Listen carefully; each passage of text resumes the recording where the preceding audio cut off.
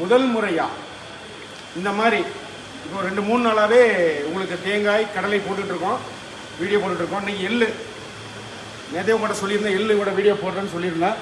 எள்ளை காட்டுங்க.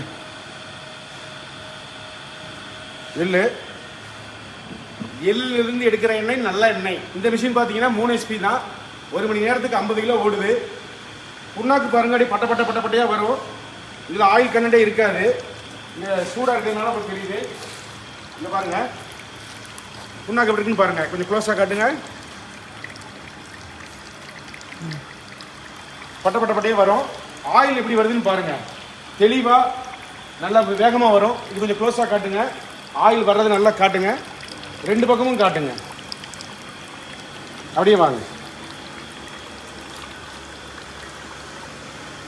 இங்கேயே ஆயில் வருது பாருங்க, நல்லா வரும், 2 பக்கமும் வரும். இது ஒரு